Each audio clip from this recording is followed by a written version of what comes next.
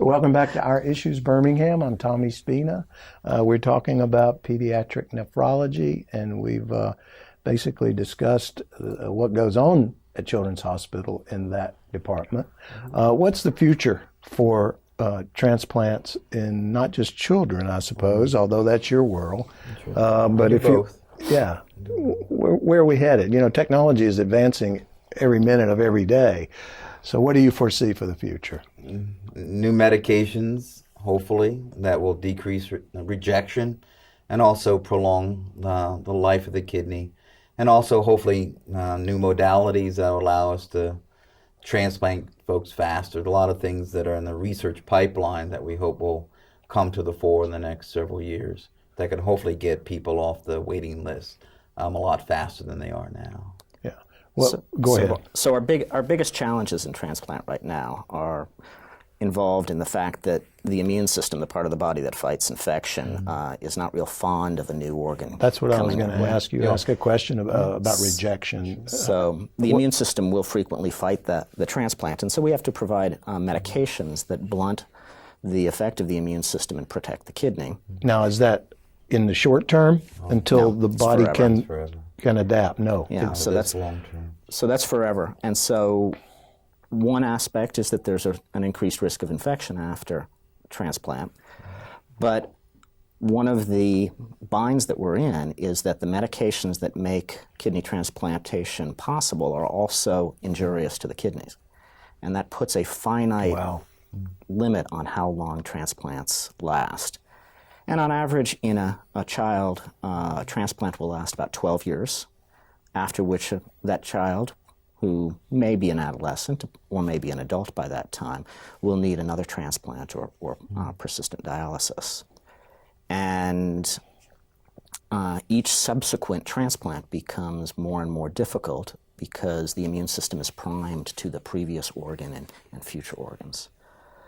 The other issue that this brings to the fore is the most common cause of a kidney not lasting as long as it can is difficulties with those medications, either the toxicity of those medications or children, particularly adolescents, naturally, if they feel good, feel normal, want to be normal, stop taking their medications and will lose their transplants. How does that rejection exhibit itself? How do you know? Other than, I mean, is there a physical symptom aside from what you're reading on the blood work and things? Usually it's just the blood work. If we get to the point that they feel bad, there's often too much damage to recover. And so we screen the kids. Even long after transplant, we'll have routine scheduled blood work to try and catch problems while we still can treat them. So if they have a kidney that they're rejecting, we go back on dialysis? Or we take that kidney out? No. We treat the rejection. Okay. The vast majority of the time we can solve the problem. With medication. With medications. And then only if the process goes too far or the kidney has succumbed to kind of the long-term issues of the immune system and medications do we go back to dialysis and retransplant. Oh, yeah.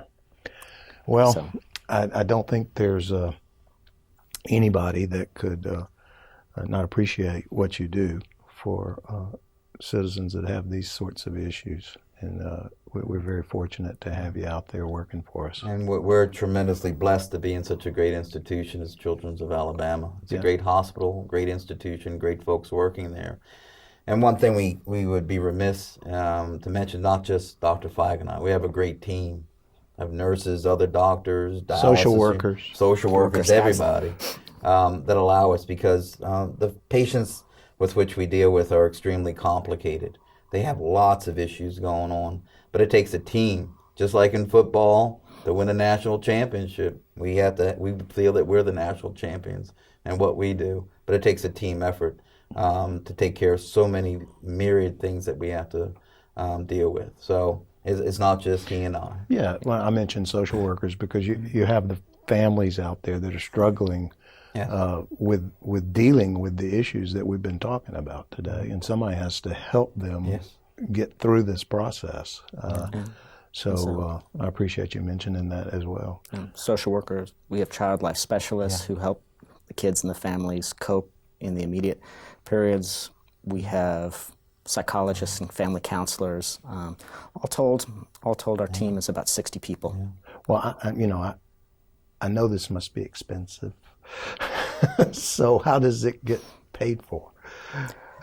So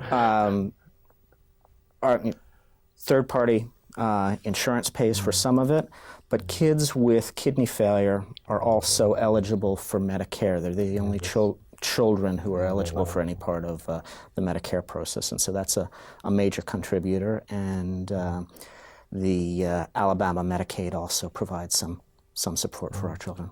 All right.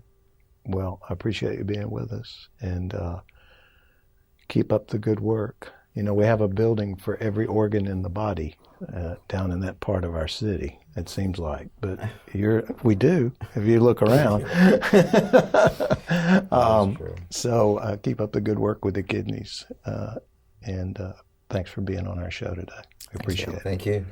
This is Our Issues Birmingham. I'm Tommy Spina. We'll be back next week, and we'll see you then.